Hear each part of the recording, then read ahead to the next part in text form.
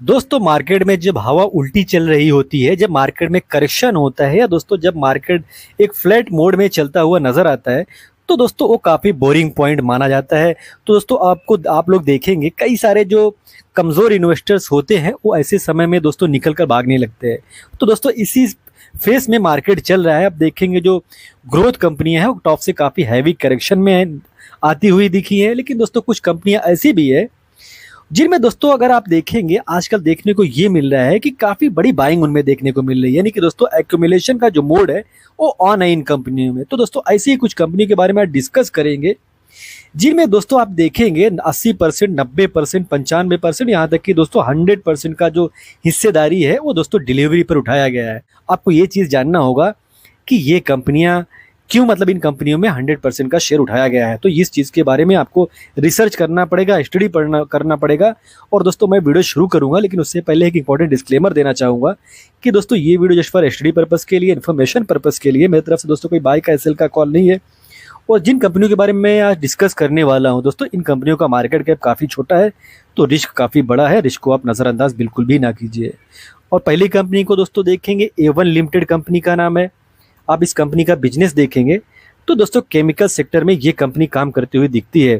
तो दोस्तों अच्छी खासी कंपनी मानी जाती है, छोटी कंपनी है। अगर इसको देखेंगे तो इस कंपनी में 21 तारीख को 100% का शेयर डिलीवरी पर उठाया गया है। तो आपको ये चीज़ जानना होगा कि A1 लिमिटेड जो कंपनी है उस पर 100% का हिस्सेदारी डिलीवरी, मतलब 100% का पोजीशन डिलीवरी पर उठाया जा गया है।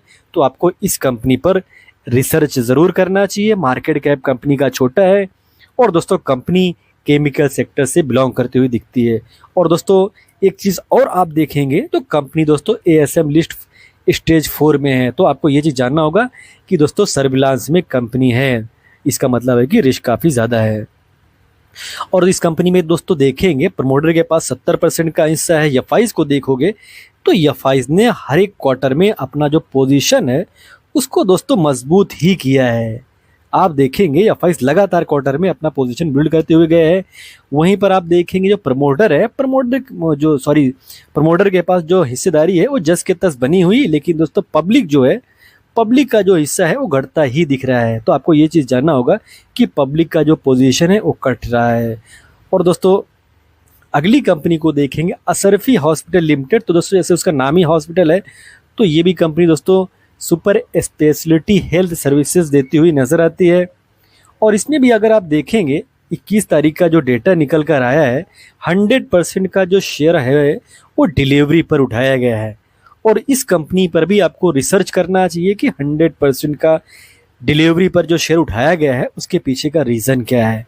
मार्केट कैप कंपनी का काफ़ी छोटा है, तो दोस्तों कंपनी में रिस्क काफ़ी बढ़ जाता है। और कंपनी का वैल्यूएशन देखेंगे तो वैल्यूएशन दोस्तों एक रीजनेबल वैल्यूएशन ज़रूर दिखेगा, लेकिन दोस्तों रिस्की भी कंपनी मानी जाती है बिकॉज कंपनी का जो मार्केट कैप है काफ़ी छोटा है। प्रमोटर के पास देखेंगे तो काफ़ी अच्छी खासी होल्डिंग प्रमोटर बनाकर रखे हुए हैं। एफआईज डीआईज के पास देखोगे तो बहुत ही छोटी सी हिस्सेदारी है, बाकी दोस्तों पब्लिक के पास है। यानी कि दोस्तों कुल मिलाकर जो पोजीशन है वो प्रमोटर और पब्लिक के बीच में ही दिखेगा। वहीं पर दोस्तों अगली कंपनी को देखेंगे max volt energy industrial limited. तो दोस्तों ये भी काफ़ी अच्छी खासी बिजनेस करती हुई नज़र आती है।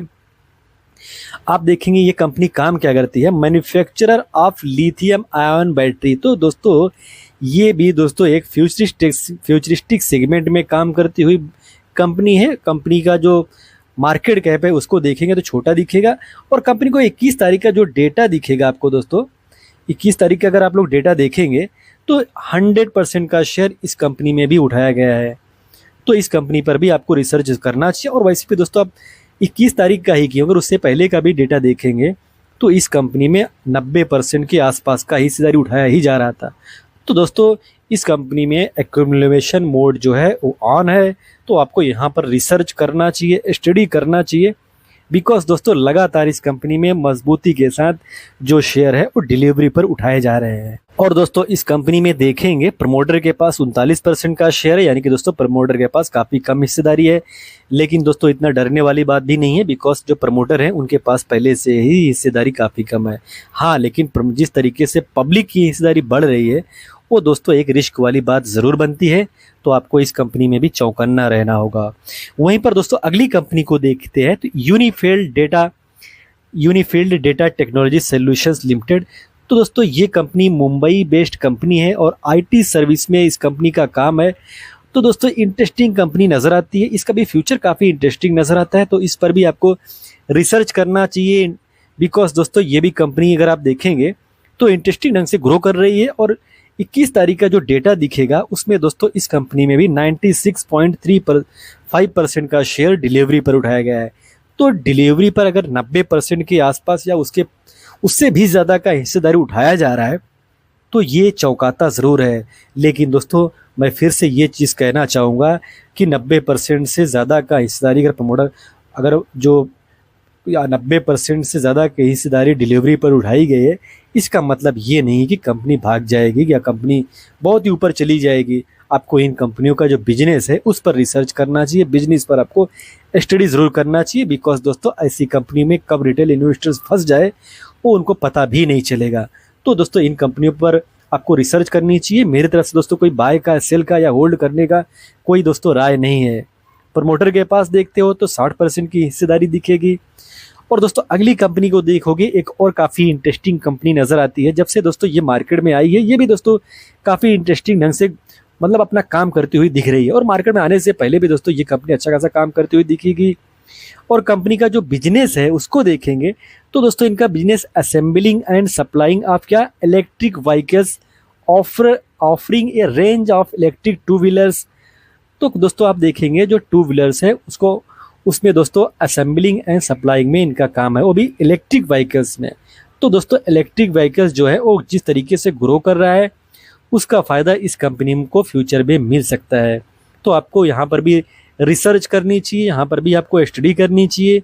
इस कंपनी में 100% का जो शेयर है वो दोस्तों डिलीवरी पर उठाया गया है। तो 100% का शेयर डिलीवरी पर उठाया जाना ये भी दोस्तों एक इंटरेस्टिंग बात बन जाती है, एक रिसर्च वाली बात बन जाती है।